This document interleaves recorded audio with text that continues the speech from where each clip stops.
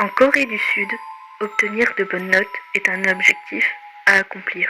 Beaucoup d'étudiants engagent des professeurs particuliers ou même après l'école. Ils retournent étudier.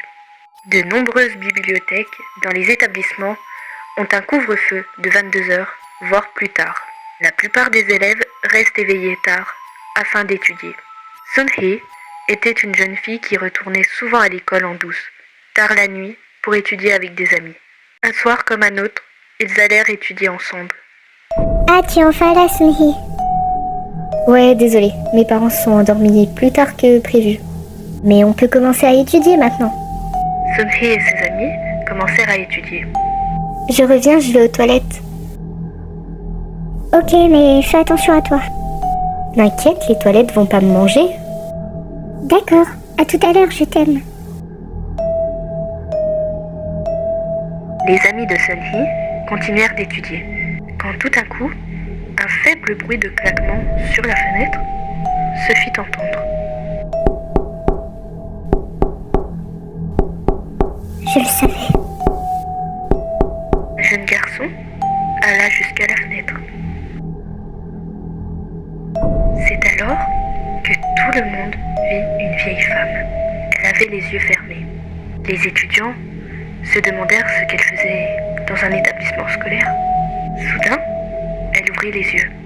Seulement, il n'y avait pas d'yeux, juste 2 gros trous vides.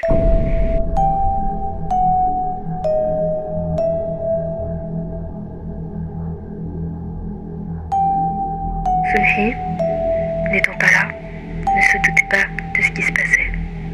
Tout d'un coup, les lumières s'éteignirent. Sun-hee fut alors obligée d'essuyer ses mains sur ses vêtements. Elle quitta les toilettes.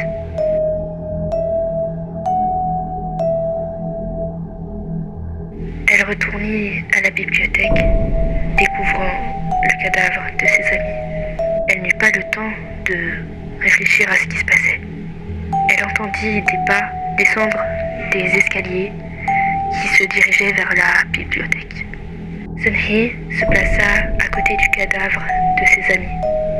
Elle ralentit sa respiration, prétendant être morte. Quelqu'un entra dans la pièce, répétant 1, 2, 1, 2, 1, 2. La femme près de Sun-hee répéta 1, 2, 1, 2, 1, 2. C'est alors que le comptage s'arrêta. N'entendant aucun bruit, Sun-hee ouvrit les yeux. La vieille femme était encore là, accroupie derrière la tête de Sun-hee. Elle pointa d'un doigt osseux le visage de l'étudiante en criant 1, 2, 1. C'est la dernière fois qu'on vit Sun-hee et ses amis. Le lendemain, les corps des étudiants ont été trouvés par le personnel. Tous leurs yeux